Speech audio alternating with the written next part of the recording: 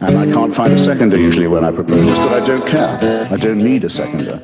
My own opinion is enough for me. I claim the right to have it defended against any consensus, any majority, anywhere, any place, any time. And anyone who disagrees with this can pick a number, get online, and kiss my ass. No representation is made that the quality of legal services to be performed are greater than the legal services provided by other lawyers.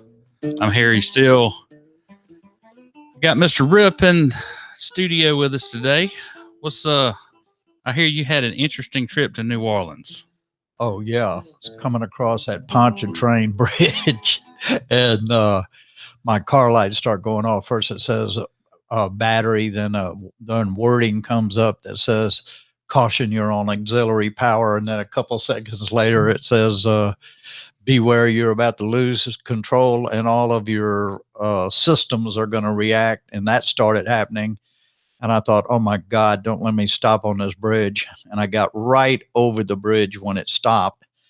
And I was within a mile of Slidell, and the dealership was right at the end. So it ended up pretty good. That part did. And then right before then, I had to have a brand new transmission or a transmission redone. I had it done by Advanced Transmission in Spanish Fort. And I can tell you, people, if you're going to have transmission problems, a lot of people think that, well, just put a new transmission in. That's not true. I suggest that you try Advanced Transmission. This is not a paid advertisement. This is an advertisement from good service. The service was excellent. And they keep you up to date as they're working on it. And pay them a visit if you have any problem with your transmissions. Thank God. I hope I like them, but I hope I don't have to see them again for a while, if you know what I mean. So we're watching live C-SPAN 2, and it looks like the impeachment trials in recess expected to resume approximately 3:35 p.m. Eastern, which is not too long from now, about 15 minutes from now. And it looks like they're taking callers. So they got a caller on the line with them right now. Impeach Madonna, or we need to impeach, other celebrities that they were. Well, that sounds about like what we'd expect from dipshit from Georgia calling in to C-SPAN. Okay, so what do you say we get back to our presentation, and we'll come back to that, and just for posterity's sake, a little bit later on. So Aunt Jemima Pancake News, they have a new branding. Pearl Mining Company. Milling. Pearl Milling Company. Well, I hope they didn't change anything else, because that's one of my favorites. Right. So the riddle of the week. What would the World Health Organization's answer be to the following question? What do you get when you cross Boss Hog with Roscoe P. Coltrane? Answer later in the podcast. All right. I didn't see It's been a shit week. We need some comedy relief, because people out in Texas, you think you had a bad week? This is a black ice pileup. Like 9 killed, right? 9 dead. And look at that. I mean, it's just, how in the hell did anybody survive that? They have some cars, they have a side shot, some cars that are like stacked with 2 cars underneath. That's how high. How would you like to be that terrified dude? How'd they get out of that car? The one door's against the rail. Look at that one. Look at those. Yeah. I mean, that one looks accordion. There's nothing, you can't even tell what kind of car it is. Man. Well, you're traveling 70, 75 miles an hour. Somebody hits the brakes. You can see they piled up here. They piled up behind them, and then they piled up behind them. Right. Everybody hit their brakes at one time. Be careful, people. It's a nasty, nasty day to be driving anyway. All right. Let's talk about constitutional scholars. Oh, boy. Who I believe are like some of the laziest practitioners of the law, because it's very basic, right? Right. It's foundational. So the Senate's impeachment role, the United States Constitution provides that the House of Representatives shall have the sole power of impeachment, and the Senate shall have the sole power to try all impeachments. So, to my point, President Trump was sitting in office when he was impeached by the House, correct? Correct. And their responsibility to hear the case is merely them doing their job, whether he's in office or not. So here's all the yahoos that, remember how I said only this Congress could give Trump the high ground? Well, only these guys could give Trump the ability to slip the noose with one of the limp noodleest, worst. I mean, okay, so let's talk about Representative Castro of Texas. He did a great job, right? Going through making his presentation. I thought it was compelling, right? Right. So why is it that he chose to talk about alleged conversations or the president sitting in the White House in the Oval Office while this is going on, giddy like a school kid, right? Well, they couldn't actually call him, that they'd already been over that. Trump said he wasn't going to come, and his attorney said he wasn't going to speak. Okay, so Trump was impeached by the House while he was in office. The trial is a matter of formality as the Senate is charged with hearing the evidence and acting as jurors. If convicted under the 14th Amendment, he should be barred from office. The Confederate Admiral Raphael Sims was barred from serving a duly elected circuit judgeship in Mobile, Alabama due to his crimes. And they were? That he was a Confederate, that he was a seditionist. So then you have the vial show up. So while all this is going on, allegedly Trump's giddy like a school kid in his office, right? Mm-hmm. Guess what Tommy Tuberville let slip yesterday?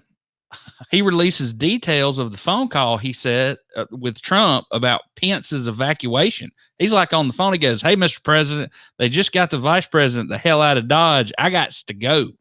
Yeah. So he knew exactly what was going on while he sat there and did nothing. Which he previously said he knew nothing about. So my impeachment of the deuce would be an indictment on an insurrection. The definition of a high crime or misdemeanor, right? You incite an insurrection. Mm-hmm. Tell them to go down there and stop the Congress from doing their job of counting the electoral ballots, right? Correct. So number 2 is abuse of power, i.e. the Georgia Secretary of State phone call that we all heard on 60 Minutes where he says, "I just need you to find me 11,700 votes," right? Mm-hmm. I mean, he's trying to subvert the election. So number 3, when prosecuting, do not allude to reports of the president watching with glee on TV for 2 hours as the mob breached the U.S. Capitol. This is the U.S. Senate, right? You're able to subpoena anybody you want to. So why not the Secret Service agents that were on his detail at the time and swear them in, and in front of 330 million Americans, they can testify under oath to what they witnessed, not what was reported in the New York Times. Maybe call Senator Tuberville to the stand. I think this whole thing about this was reported and showing me tweets and stuff is why he will slip the noose. They should have paraded as many as humanly possible witnesses. Instead of doing the filming, they should have just one right after another witness. So then Michael Vanderveen, it's like a kid's writing this story, right? Yeah. Michael Vanderveen, Trump's attorney, gets up there and he praises the other side for the good prosecution they've done. So then they neglect to bring up the Vandenberg case, which hangs his client. So what does he do? He brings it up. And he believes that it exonerates his client, right? The Brandenburg. Okay, so why did we not talk about Brandenburg versus Ohio? Do you know? Why? Who did not? Well, the press, the Democratic Congress. Because of the Ku Klux Klan. Right. This guy was a Klansman. Right. And the Supreme Court in 1963 says you can't hold him criminally liable for Ohio can't for using the public airwaves because he said in his speech, if they make us integrate, we're calling for the overthrow of the government, right? Right. So this gives you the test. They said you can't do it. The Brandenburg test precludes speech from being sanctioned as incitement to riot unless the speech explicitly or implicitly encourages the use of violence or lawless action, like go down there and stop them from counting the votes. Fight like the speaker hell. Intends that his speech will result in violence or lawless action. Fight What like the hell do hell. you think was going to happen? And number 3, the immense use of the imminent use of violence or lawless action is likely to result from the speech. And it did. And it did. And he invited them there. Be there. It'll be wild, right? Okay. So then the other cases that are not necessarily on point are Wood versus Georgia. So in Wood versus Georgia, a sheriff was elected and a local grand jury was impaneled to look at these block voting by Negroes. Okay. So the sheriff, it would be improper for him to contact the grand jury about them investigating his election, right? Well, he did it anyway in violation of Georgia law. And they said, oh, no, because he's the sheriff and it involves political intrigue, he can comment on it, even in violation of the Georgia law, which I thought was fantastical. But find that situation ever again, and this one doesn't have the same fact set, right? I don't know why they went into it so much. And then Bond versus Floyd, South Carolina case, something about the legislature, Anyway, enough about that. Well, Brandenburg is the case that should bury or free former President Trump, and nobody spent much time talking about it at all. And I think everybody has a pretty good idea how it's going to end up. But the precedent that this may set could be, wow. I mean, no telling what could happen if this is a precedent that's set, that there is absolutely no accountability. And the other thing too, this is what I find even more harder to believe, is that you're going to prosecute all these other people that took part in it, and Trump is going to walk. I mean, wow. That doesn't seem very fair. So this is one of the quotes that Mr. Vanderbeen presented to the senators. Freedom of speech is a principal pillar of a free government. When this support is taken away, the constitution of a free society is dissolved and tyranny is erected on its ruins. Right. And do you think he was talking about a guy standing at one end of the mall telling the mob to go stop the Congress from doing their duly elected duty? I don't think so. Freedom of speech does not mean you can yell fire in a movie theater either. You know, I hate Oliver Wendell Holmes. All right. So let's talk about some other things that are coming down from the top. Biden plans to limit private prisons and transfer military equipment to police, but not in time to stop the Bay Minette Police Department from getting.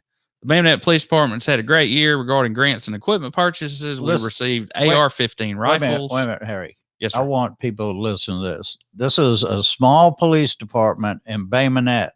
Now, I want you to listen to what they got in grant funds. I'm sorry. Go ahead. We received AR-15 rifles, 3 new vehicles, a Humvee that they're classifying as a high water off-road vehicle, gloves, drones, cell phones, medical kits, tourniquets, ballistic shields, covert audio and video equipment.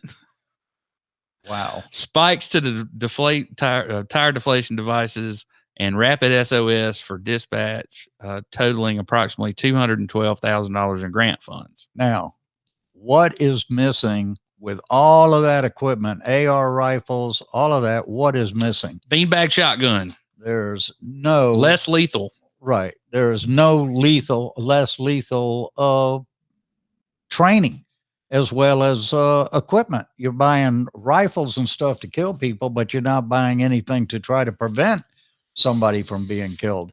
And AR-15s, I'm sorry, I just, it's a military weapon. I just don't get it. Police force, not military. Police force works for you. Works for these guys. Works for these guys. Right. which is going to get Alabama a long way in the next 6 years, I'll tell you. The cabinet picks. Lloyd Austin, we talked about him last time. Right. Auburn guy, Mobile guy. Mm-hmm. He's searching. He's searching for white supremacists in the military.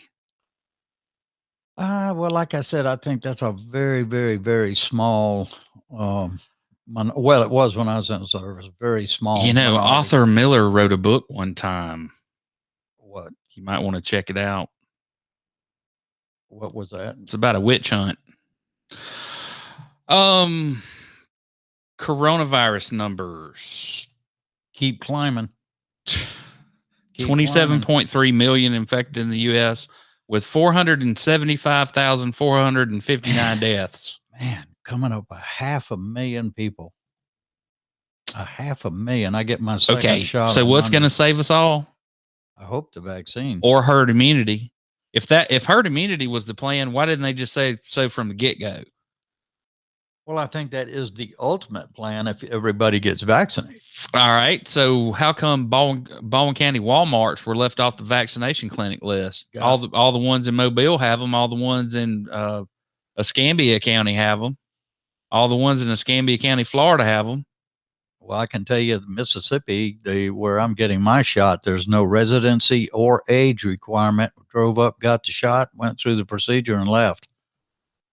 That should be happening here because a lot of people now they have service people over 75. A good bit has been offered, but under 75, no one's been. I mean, they're holding back. So the Marx brothers or whoever the hell's running the show over at the CDC has given new guidance, Paul. They're saying that fully vaccinated people can skip COVID quarantine. Just going about your business. If you're fully vaccinated? Yeah. And they're saying there's an efficacy against these new strains that are 3 times as transmissible. And they, it's about 50%. They think, we don't know, South African, Brazilian, UK strains. This is something we're going to deal with this whole year. Okay. Well, here's what I love. When a politician, okay. So have you heard the video that Ron DeSantis put out yesterday? No. So he claims that he heard through the grapevine that the Biden administration is going to restrict travel of Florida citizens outside of their state borders. He heard that where? Hell if I know, but he got up there and made a speech about it. And guess what he says? He says restricting the rights of Americans to travel freely throughout our country while allowing illegal aliens to pour across the southern border unmolested will be ridiculous. Man, I tell you what, a very damaging farce. So I don't know. Take your eye off the target. Just mention. Well, he just made it up. Yeah, he just made it up so he could say, look, they're proposing this while doing nothing about all these illegal aliens. And I would have to agree we need to do something about illegal immigration. But I don't know if this was the right time for a grandstand in one of the states with one of the highest death rates and where they act like nothing's happening. Right. Okay, so the WHO went and took the guided tour of Wuhan, China, and guess what they came up with? I doubt much of anything. That thing's been cleaned and sterilized. Right, they did everything but blow the building up and set the damn market on fire. Yeah, I mean, that thing's been cleaned and recleaned and cleaned again. So I don't know what they thought there, but they went and took the guided tour. And of course, knowing what we know about the relationship between the WHO and China, we don't take anything you say to heart. What can you believe at all anyway? Well, I certainly don't believe the WHO. Vaccinations will be expanded February 8th, and we went over that list. Right. Got some good news. Those are the hospitalizations. So those are coming down. Heard they were down in Birmingham big. Yeah. So it looks like January 15th, we topped the scales around 3,000 people. And we're down to less than is that 1,600? Yeah. Yeah. So that's good news. She extended the mask mandate. Here are the global numbers: 107,883,016 confirmed cases globally, with 2,370,000 deaths. Wow. That was at 7 this morning. Here's what we like to look at on Alabama's COVID-19 data and surveillance dashboard. Alabama has 477,570 confirmed cases with 9,021 deaths. And you can see again, as we see our hospitalizations go down, we see the death rate go down. Here are our vaccine doses administered. Almost 1 million doses have been sent to Alabama, and 550 have been administered. Like 17% of the population or something. Yeah, and it looks like we're rocking along about 50-50 on the different Pfizer and Moderna vaccine. Which one did you get? I got Pfizer. And when are you getting your second one? Because that's when Monday. when it kicks your ass. Well, you Monday. better plan on kicking your heels up Tuesday, because you're gonna have a fever. And I've seen people posting where they have hives across their, torso and stuff. I've had too many vaccines. I don't believe it. So here is the new thing that everybody needs to know about, the new bells and whistles on the Alabama COVID-19 vaccine clinic dashboard. So you can go in and put in your address, and it'll show you in a radius that here I set it to 60 miles, and it'll show you all the places that are giving the vaccine. It gives you information about whether you need an appointment and all that kind of stuff. So very helpful. Finally, Alabama has something useful to tell us on their website. And I believe in the next 2 weeks, it'll even get better. The National Garden of American Heroes, the 6 Alabamians, people that know nothing about history and know a lot about pop culture, made this list. Let's talk about, and along the same lines of COVID-19, I want to talk about the response that the president has had. Of course, it has been a plethora of executive orders, and we're going to talk about executive abuse of power. These are what I believe they are. Of course, because Reigns is for them. They were wrong when Trump did them, but they're right because he's only undoing what Trump did. So there's a restructure the federal government coordination system for COVID-19 pandemic, financial relief. We talked about that. The different vaccines that are available, his $1.9 trillion relief plan, school loan, just what all that entails. We've talked about that before. So how about this, Paul? Yeah. Mark Cuban halts the national anthem before Mavericks games. Because why? Because it makes people uncomfortable. Well, first it's Aunt Jemima. Now it's the national anthem. No telling where we're going with this, I tell you. So, speaking of abuse of power, executive power, that is, the governor signed the lease agreements for the Alabama prison program. The problem is, because of the nebulous series of LLCs and holding companies, we'll never know who the hell the contractors are or the principal investors are, right? Right. And it's only what, $3 billion? Only $3 billion. Only $3 billion. $880,000. And we're still discussing a million. Yeah, we're still discussing the possibility of gambling. Million. The possibility of gambling. So Richard Shelby, Death Watch. It looks like he's going to get out of office alive, Paul. He's announced he's not going to run. And I hate to skip ahead on you, but Rob Hulbert's "Damn the Torpedoes" in Lanyat this week was all about what was the headline? The thundering stampede, or well, I think it was the title was "Please Don't Run." Please don't run. Different candidates that possibly could run, from Bradley Byrne to Jeff Sessions to Mo Brooks to Roy Moore. I can tell you, people, I can tell you, when Richard Shelby leaves, we, Alabama, are going to be in really, really bad shape. And that's the thing. That's the takeaway from this editorial is the billions of dollars in military funding that whether you like him, whether you like him or not, when it came to pork, he brings it home. He has brought it home to us. And it's going to be interesting to see who runs in this race. Because we need somebody up there strong, because right now we have virtual no representation in Washington that's going to be taken seriously. I can assure you. Tuberville, my goodness. Yeah, he keeps digging himself a hole more. So you hadn't written the RIP report? No, not today, not yet. All right, well, we'll let you off the hook. So Jonathan Victor case is ongoing in federal court. The Baldwin County Major Crimes Unit of course, investigated one of their own who pulled the trigger. Then we move into pre-filed bills for the Alabama legislature. Now, the one for wiretapping is moving right along. Well, I want to just kind of talk a little bit about, in general, what these guys think are important to you, right? So, Senate Bill 5 relates to firearms, possession and carry. Certain requirements are repealed and deleted. Senate Bill 10, the Vulnerable Child Protection, Compassion and Protection Act, prohibits gender change therapy for minors. I mean, wow. Senate Bill 6 is the one you're talking about, Paul. Law enforcement recording procedures, who they have to disclose them to.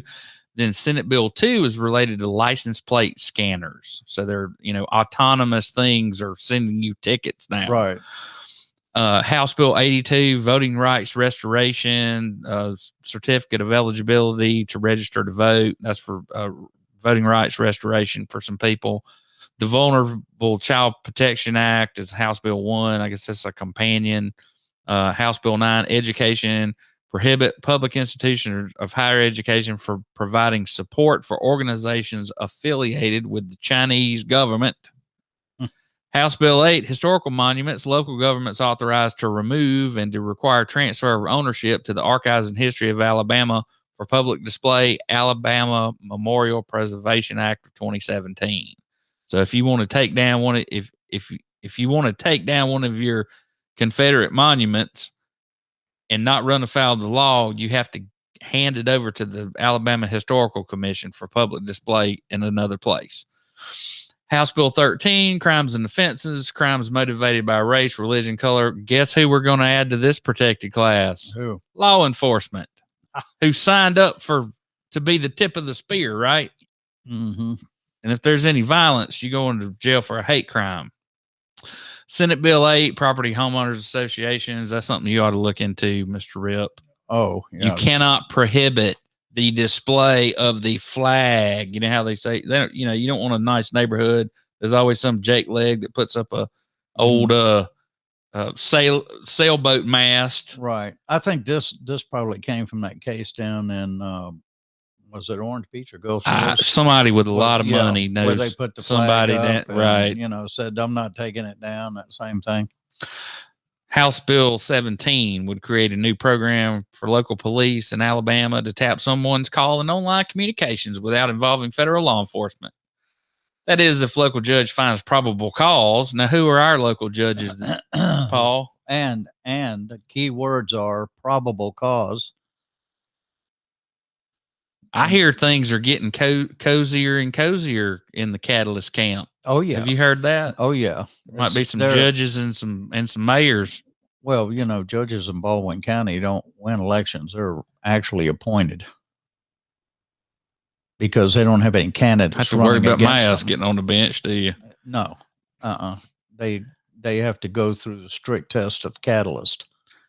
So remember our question? Was. Oh. What do you get when you cross? You don't know? No, you go for it. I'm pretty sure that's the answer. So, House Bill 13, we talked about that. The additional penalties for being ugly to a police officer. Right. Justice for Jonathan Victor's Facebook page. Everybody go check that out. And so now we're going to do a little lanyap. So that's headed to federal court. And then this one. Fairhope band director. Have you heard anything else about that? I've heard nothing more. Nothing more at all. No follow-up article, nothing else. I know it really shook the school up a good bit. I would imagine so. So guess what? Back on the burner. Is that what you're going to talk about? The great negotiator. Great negotiator and lanyap. Everybody get a lanyap. You can get them online or free in the mail. Some of the mailboxes they got out. So I think I can nutshell this real quick. right. So this is an article by Gabe Tynes called Green Light, and it says governor pledges support for renewed bridge negotiations. For the first time since August 2019, when locals banded together to kill the $2.1 billion toll-dependent Mobile River Bridge and Bayway project, Governor Ivey indicated that she's supportive of a renewed effort to find a compromise. In a February 2nd letter, Ivey wrote to Mobile Mayor Sandy Stimpson and Fairhope City Council President Jack Burrell. The governor acknowledged the people of Baldwin and Mobile counties have waited far too long, more than 20 years, for a viable solution to the region's growing I-10 traffic congestion problem. Making note of a $125 million federal grant that could be revoked if the state fails to proceed, Ivey said that she has directed the Alabama Department of Transportation to work with the respective metropolitan planning organizations to explore options that will reduce traffic congestion while allowing citizens to use existing routes across the bay without paying tolls. So tolls aren't off the table, but they can't toll the existing routes. No. As part of this study, I've also directed ALDOT to recommend to me the amount of state transportation funds that can be directed to a project that receives necessary local support. So she's not saying the state's going to pay for it or the feds. We're going to have to throw in too. Right. I encourage your MPO to continue to engage the public, members of the Mobile and Baldwin legislative delegations, and other local officials to seek their views. We must continue to work together at all levels of government to creatively find solutions to our most pressing infrastructure challenges. And so what you got to do, tax man, is go up there and kiss the damn ring. Right. It ain't going to happen, no, because you're looking at 125 million in a federal grant, and they're going to have more money than that. It's talking about $2.1 billion possibly on the bridge. With COVID and with the stimulus checks that are going out, I doubt seriously they're going to dump a couple of billion into some bridge in Alabama. And then the Mr. Burrell, the great negotiator there, you know, the second plan they had for a bridge was done on a napkin. That went down the toilet. So I wouldn't give, they're going to have somebody a lot more intense on this thing. They got the same people in the Department of Transportation. I don't see this going anywhere. We'll see. They'll come up with another plan, maybe. It'd be nice to have it done, but then again, you know, a lot of the people that are pushing this are developers on the Eastern Shore. So with a brand new bridge coming across there, it'd be a lot more people coming over buying property too. So, all right. So let's keep talking about development for a second. No tolls. There is a article, and it's by Ron Sivak, Sivak. And it says Baldwin Realtors January housing report shows near record growth again. So the average sales price with an almost record high, just shy of October 2020's record peak at $512,823.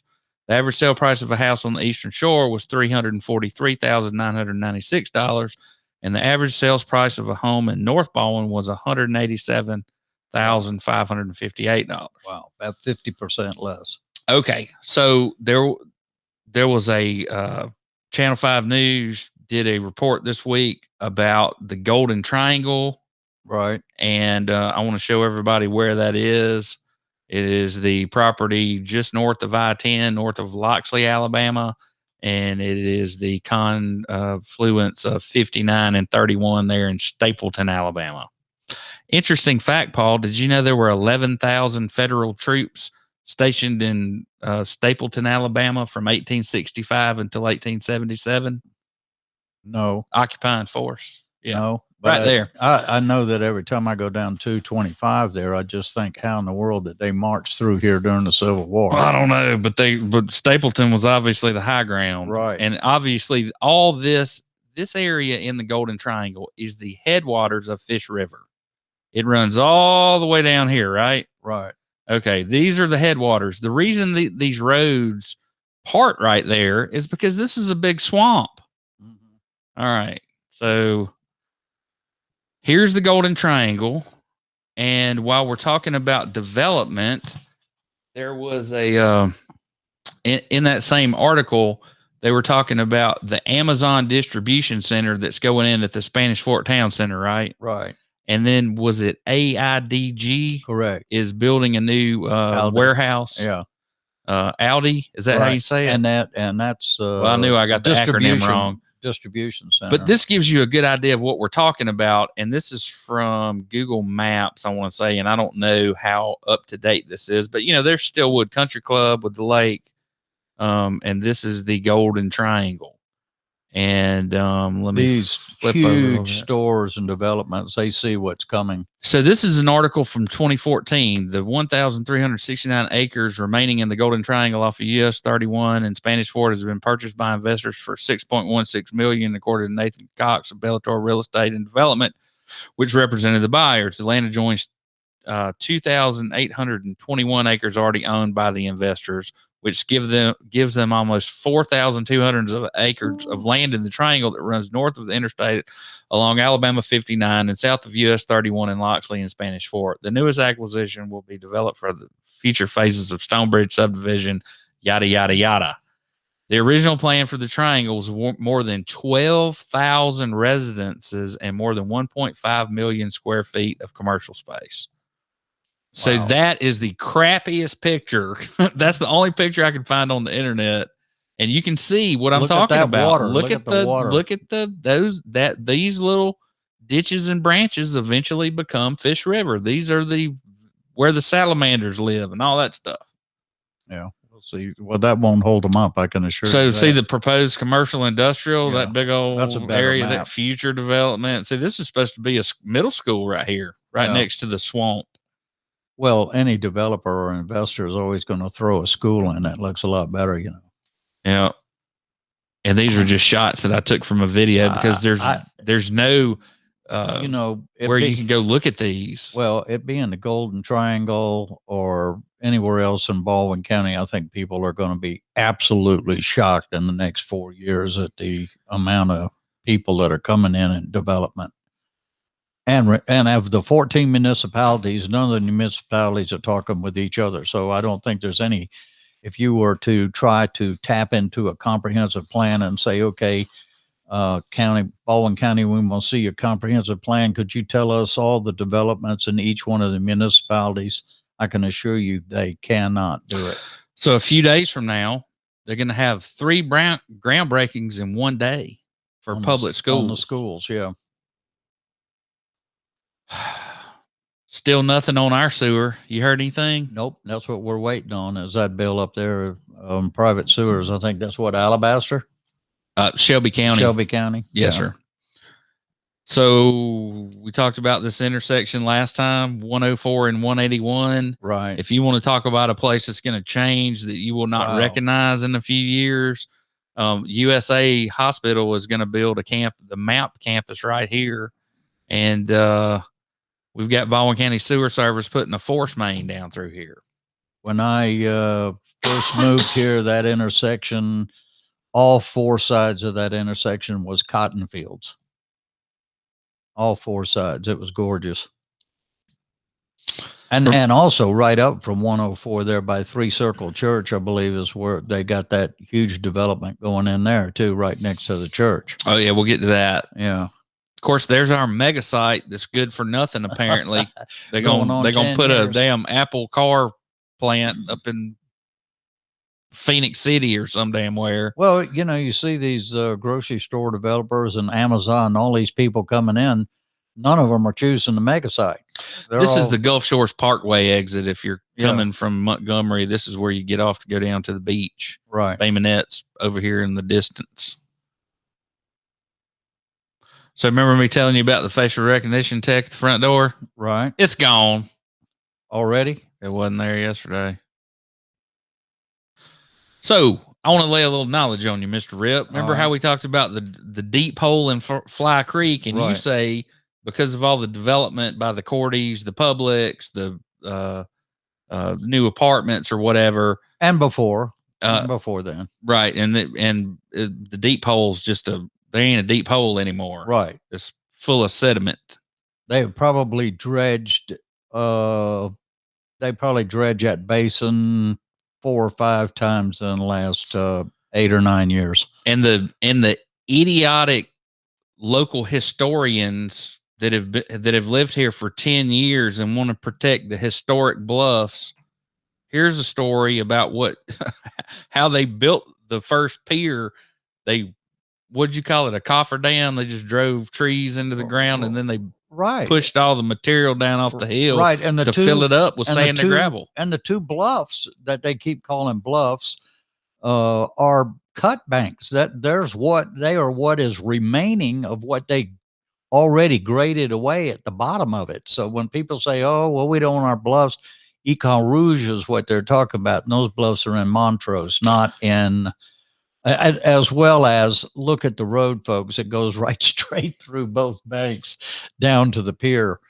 In fact, the people back in the day, it's a damn railroad track going running up and down. I was going to say, the people back in the day in the early 1900s and 1930s, they were making full use of that pier. It was a ferry system. It had they have casino down there, all types of things, and they unloaded commercial goods, right? Bananas, and you name it, unloaded on our Satsumas and in fact, whatever else. Talking about the pier, there's quite a few people very upset about the Fairhope Pier now that Hurricane Sally, all the water, electric infrastructure going out through the pier is laying in the water.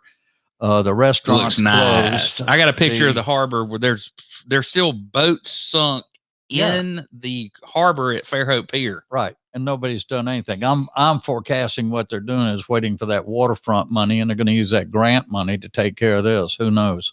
But it's very, very unsightly right now. So a little more ancient knowledge, Baldwin County in South Alabama with 11 bays, 13 rivers, and the Gulf of Mexico shoreline has more miles of tidewater frontage, 546 miles, than any other county in the United States. Makes you wonder who comes up with that. You know, well, they measured it so that we'd be the biggest. Right. They had to include the rivers and streams, and that should be a priority as our water. I mean, am I good or what? That's good. So where's that, Paul? I don't know where that is. Grand Hotel. Oh, that's Julep Point. Yeah. Yeah. Did you hear about that accident down there? So it ain't all bad. No. Like living in Baldwin County, it's not a bad thing. All right, so I got to bring some personal history into this, and the reason I don't like Jackson being dicked with. So I got 5 or 6 relatives that were all, cousins back in the day. They were all named Andrew Jackson Earl or Andrew Jackson Bryan or Andrew Jackson Stedham. So Montpelier, the estate of my great-great-great-great-grandfather, Mr. Frank Earl at Blackshire in northern Baldwin County, takes its name from Fort Montpelier, built by Andrew Jackson during the Creek War. It was here that General Jackson wrote and dispatched his resignation as military governor of Florida that began the stormy political career that carried him into the White House as president of the United States.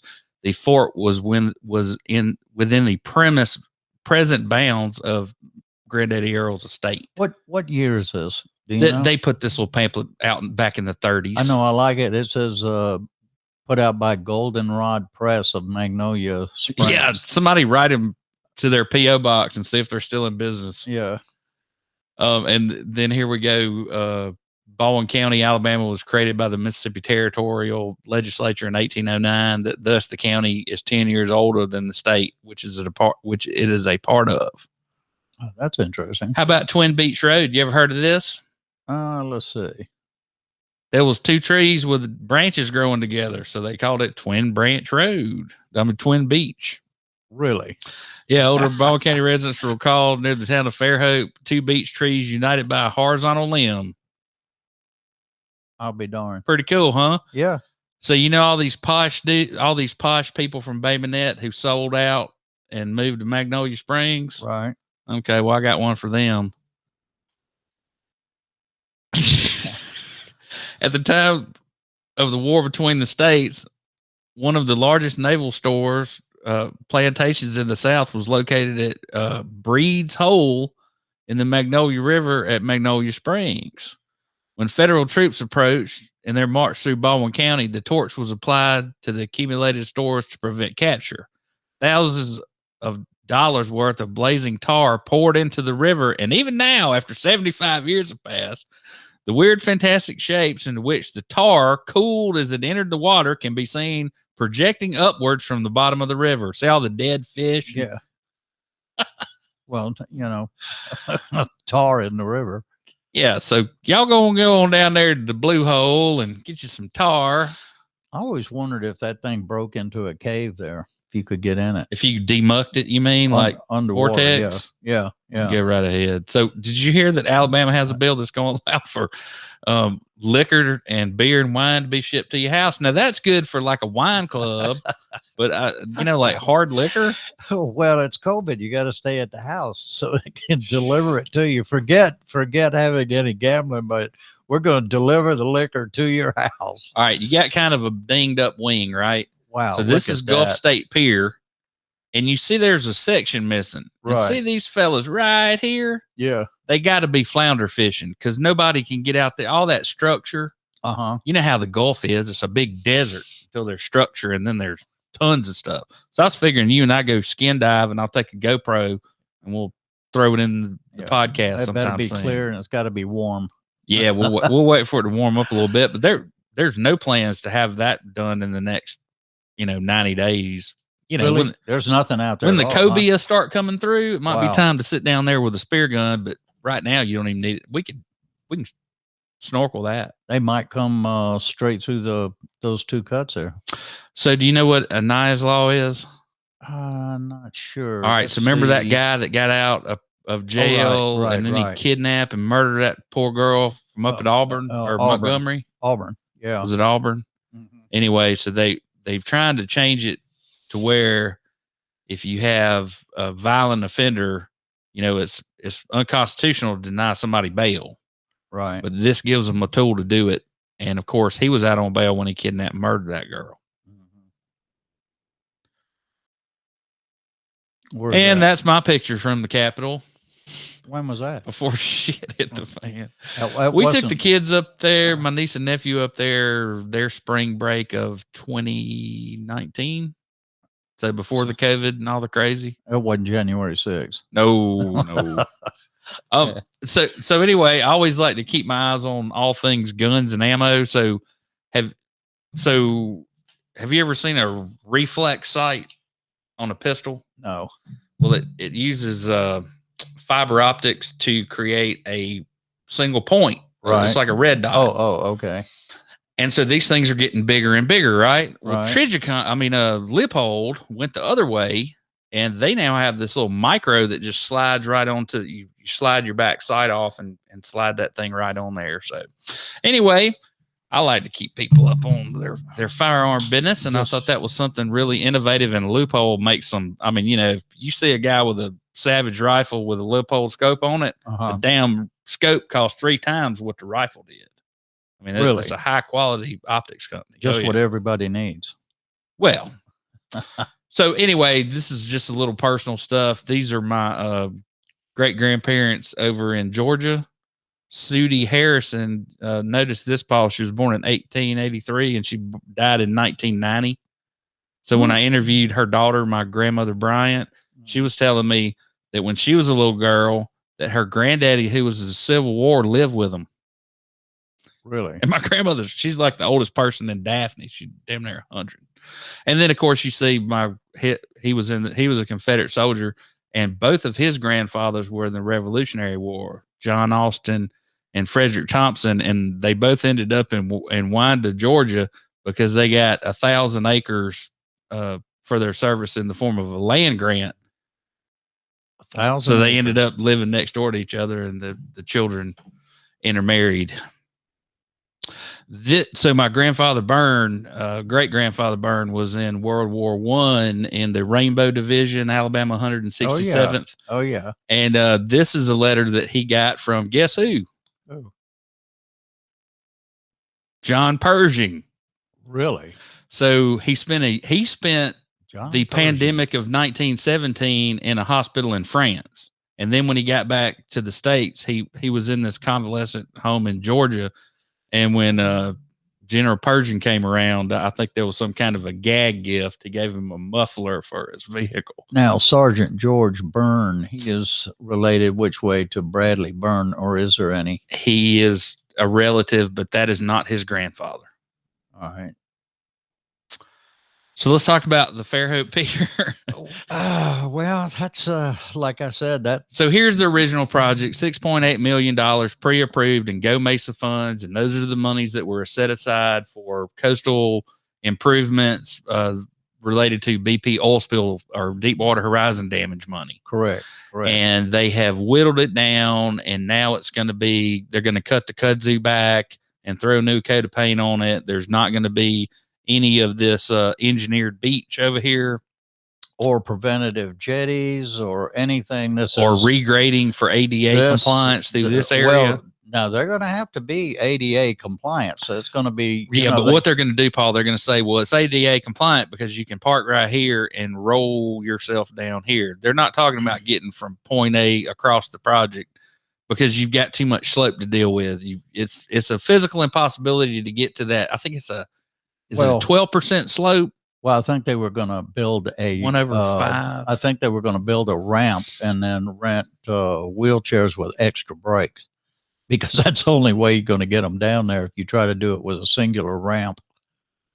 So we have a new and leaving out those jetties. A lot of people think those jetties are just some design that was in there for the swimming area. Those jetties also protect all that bulkhead there in the front. That's what saved the Grand Hotel. Yeah, but Paul, you're talking practical stuff. They don't want the unwashed masses of Baldwin County coming down to their pier. Right. It's a place for old people to go hold hands until they die. I forgot I was talking practical. Okay, please don't do that. Right. Another practical issue, they're turning another bean field into a bunch of apartments. See that right there? Uh-huh. That's where that's off of 64. And then next to Three Circle Church, they've got a huge development going in there as well. I don't think that people in Baldwin County have any. I mean, it's easy to drive around and look and say, oh man, look how fast we're going. Look at all these subdivisions. But the totality of the whole county and what's going on, say from Gulf Shores all the way up, there's no in-depth comprehensive plan regulating this, and no regulated sewer. But that's what you're going. Remember this little graphic, right? That's what you end up with when you don't have any sewer regulation. Well, it's the same thing. We've been talking about cleaning up the bay for 15 years. We haven't really made that big a gain on that yet either. Since I could talk, I've been talking about that. Right. All right. So I got a couple more that I want to talk about that weren't necessarily in the lineup. Damages, article in the Lanyap by Dale Leash. State Attorney General announces new infrastructure for Terminex claimants. Right. So we had a new kind of termite come into the area, and by the time this is my understanding of the facts. I don't presume to know everything, okay? But reading this article, my understanding is that Terminex ran afoul of the Alabama Deceptive Trade Practices Act. They knew they had a bunch of termite houses that were infected with this new kind of termite. So instead of alerting people, they decided they're just going to triple the cost of the bond so people will go buy it from somebody else and they'll have to fix the problem. So anyway, the thing that I wrote across the top, there's a $60 million settlement, Mark, and it's the largest consumer settlement in the history of the state of Alabama. Now, this is our Attorney General, Steve Marshall. Do you know what he said? What? It's the largest settlement in the state of Alabama by a lot. And also under the study, Campbell wrote, Terminex believed it would be better to pay out about $1 million per complaint if the customers hired a lawyer. However, Terminex expects to pay $17,500 per claim if customers represented themselves. 1 million to hey, 17. hey, dude, let me ask you a question. Did one fat cat go to prison? Is there any criminal penalty for anybody involved in this conspiracy? There is no accountability whatsoever anywhere. That's our problem. Yep. All right. So Jeff Poor wrote an article under his Beltway Beat column. Dear legislators, don't like Ivy's prison plan? Do something about it. Right. That would be nice to see the legislature do something. They want to sit there and criticize her, but they have no plan. They've not stepped up, and we're probably gonna be indebted for the next 30 years on these prisons.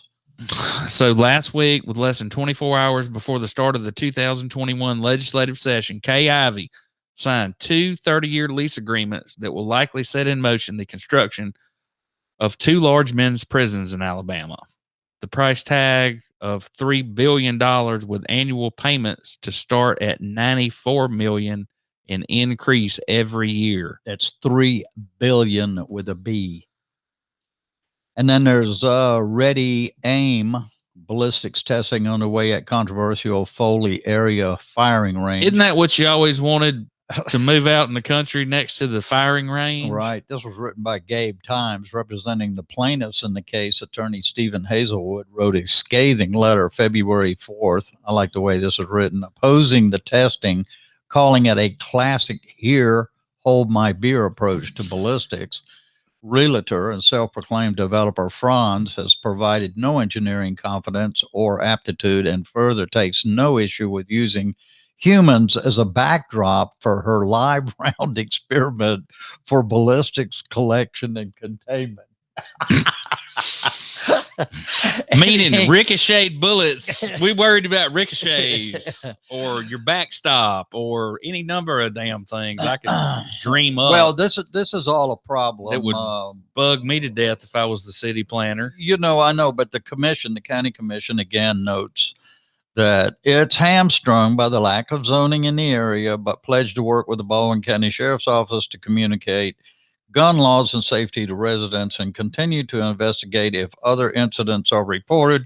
The key thing being that it is hampered by the lack of zoning. That is what is going to be our problem. That is our problem throughout the entire county. That's why everything's as crazy as it is right now, and no one's making an attempt to really change anything. Every developer is independent of another developer. You don't know what in the hell they're doing. They're building to the road, and then from the road, it's the taxpayer's responsibility.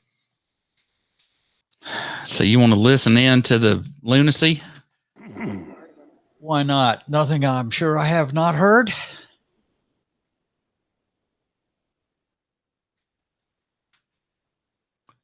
And they're not saying anything. He's reading something. It must be longer than 3 letters in the word. If you watch closely, he's monitored. The question is for counsel for the former president, from Senators Haggerty and Scott of South Carolina. Why do you suck so bad? I'll read the question.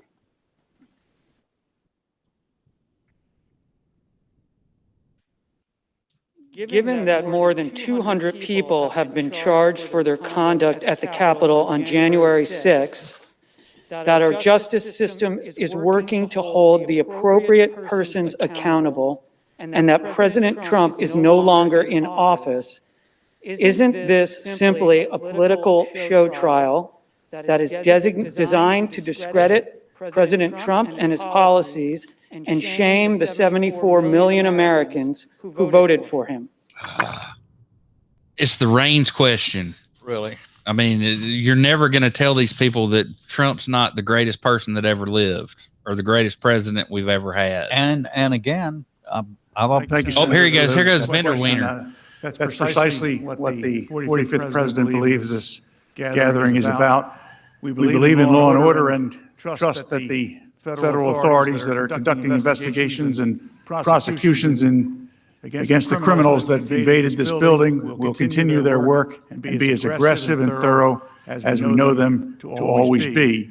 that they will continue to identify those just like everybody entered the who's inner ever sanctum of had our any kind of government business relationship and, with Trump. desecrated it. Everybody burns The but him. 45th Right? president Right. no longer We hope holds you go office. get these sons of There bitches and is put no them under sanction jail, but leave available under Trump the alone. Constitution, in our view, for him to You know what needs to removed be from office that he no longer remember, holds. 7 The people only lost their logical lives, in conclusion this, is that the purpose of this including gathering Capitol is Police, to one that embarrass the was killed 45th and 2 that president took of the United States and committed in some suicide. way try to create So I think I an need to opportunity qualify for something senators real to quick, suggest because I said he that should not be permitted to hold office in the future, what happened at the or Capitol, the it was very obviously a least, total publicize failure this on the throughout part of the land Capitol to Police, try to right? damage his Oh, And I want to back that up a ability little to run bit. for I office, think what they did was when they and if he is collapsed their acquitted. perimeter, and once they lost the at building, same once it time, was penetrated, tell the 40, they decided to 74 protect the million people. who voted for them, And the that hell their with the choice bill. was the wrong well, choice. that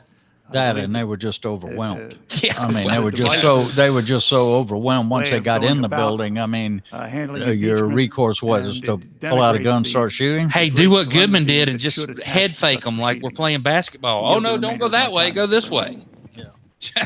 Golly. And did you see where he turned Mitt Romney around? Like Yeah. Romney's walking down the damn hall. He goes, hey, man, you want to go that way? You want to go this way? Follow me. President, Senator from Massachusetts. President, I send a question to the House manager. Did Tuberville even show up today? You know, a bunch of them didn't show up yesterday. I don't The, know. the Senator will send the question. Debate's not allowed. In the Senate, debate's not allowed. I guess it's on the question, right? Right. So they're sending Karnak wizard questions up to the either the prosecution or the defense for clarification. And what I would say is, where are the people who saw the president giddy as a school kid watching TV as the Capitol was being overrun? You know, they had some of that original footage. You know that when he was in the tent, The question.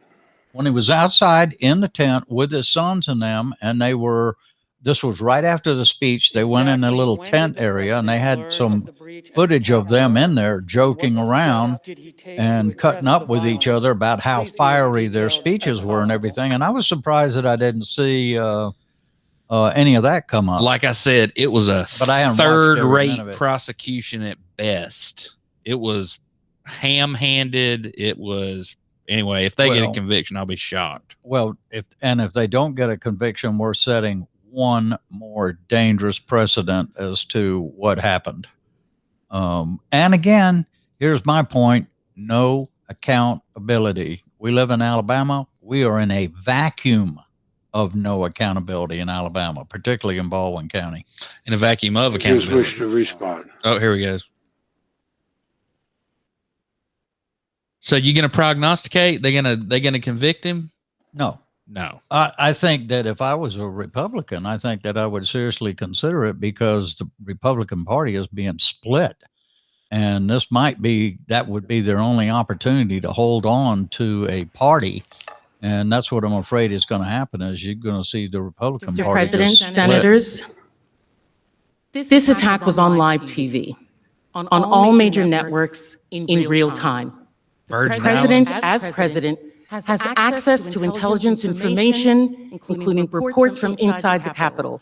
He knew the violence that was underway. He knew the severity of the threats. And most importantly, he knew the Capitol Police were overwhelmingly outnumbered in a fight. Because for their lives Tuberville against told him so on the thousands phone. of insurgents with weapons.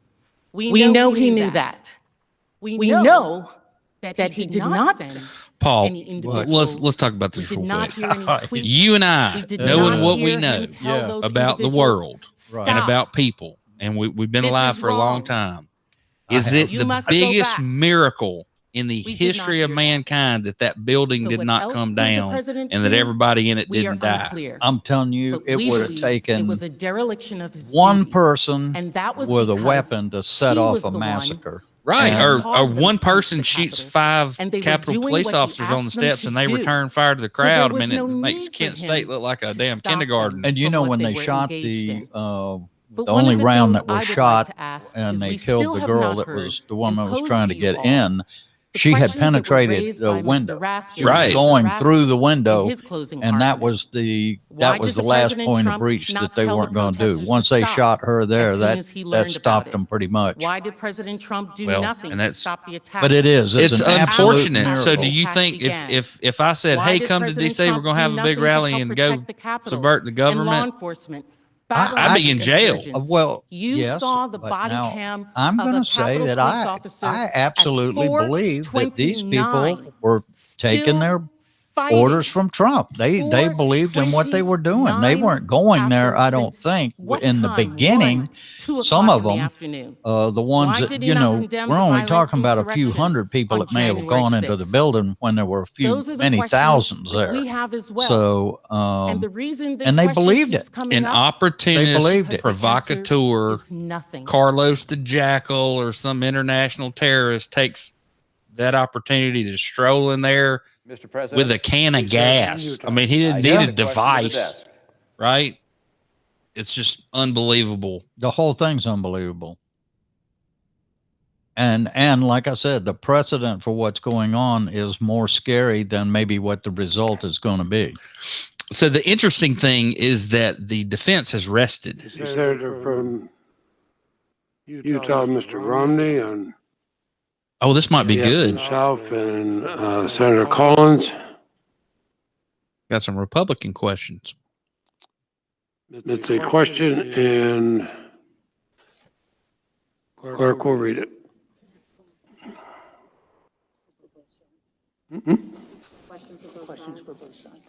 Oh, and I apologize. The question is for both sides, so the time will be evenly divided.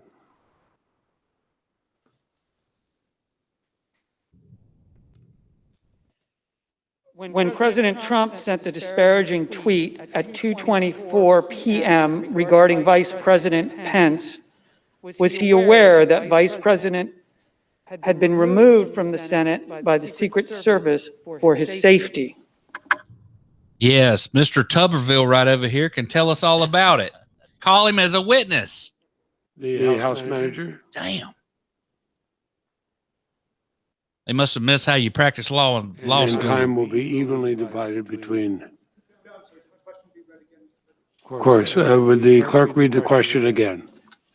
This is going to be interesting here, the answer to When this. President Trump sent the disparaging Got a lens tweet flare at off the back of his head. You 2:24 see it? p.m. regarding Vice President Pence, was he aware that the Vice President had been removed from the Senate by the Secret Service for his safety? The House of Representatives managers are recognized 2.5 minutes. Castro, he's pretty sharp. Well, let me tell you what he said at 2:24 p.m. He said Mike Pence didn't have the courage to do what should have been done to protect our country and our Constitution. The USA demands the truth. And you know by now what was all over the media. You couldn't turn on the television, couldn't turn on the radio, couldn't consume any media, or probably take any phone calls or anything else without hearing about this, and also hearing about the Vice President. Answer the question. And here's what Donald Trump had to know at that time, because the whole world knew it. All of us knew it. Live television had, by this point, shown that the insurgents were already inside the building, and that they had weapons, and that the police were outnumbered. And here are the facts. They're not in dispute. Donald Trump had not taken any measures to send help to the overwhelmed Capitol Police. As president, at that point, They throw you an underhand softball, right? I know, but let's listen, man. And your vice president is there. Why wouldn't you do it? Donald Trump had not publicly condemned the attack. The attackers are told him to stand down, despite multiple pleas to do so. And Donald Trump hadn't even acknowledged the attack. And after Wednesday's trial portion concluded, Senator Tuberville spoke to reporters and confirmed the call that he had with the president, and did not dispute Manager Cicilline's description in any way that there was a call between he and the president around the time that Mike Pence was being ushered out of the chamber. And that was shortly after 2 p.m. And Senator Tuberville specifically said that he told the president Mr. President, they just took the vice president out. I've got to go. That was shortly after 2 p.m. There were still hours of chaos and carnage and mayhem. The vice president and his family were still in danger at that point. You better believe Our it. commander-in-chief did nothing. Let's hear this response. Counsel for the former president. Liar, liar, pants on fire defense. All right. The answer is no. Shit. What? At no point was the president informed the vice president. was in any Tuberville. He's danger. sitting right there. Because the House Call rushed him through up. this impeachment in 7 days Ah, with no no evidence. evidence. There's nothing at all in the record on this point. Because the House failed to do even a minimum amount of due diligence. What the president did know is that there was a violent riot happening at the Capitol. That's why he repeatedly called via tweet and via video for the riots to stop, to be peaceful, to respect Capitol Police and He law hadn't come enforcement. on by the and time to we commit did our no podcast, violence, Paul. and to go home. But to be clear, this is an article of impeachment for incitement. This is not an article of impeachment for anything else. So one count, they could have charged anything they wanted. They chose to charge incitement. I agree. Very lazy, very sloppy. So that the question, although answered directly no, it's not really relevant to the charges for the impeachment in this case. And I just wanted to clear up one more thing.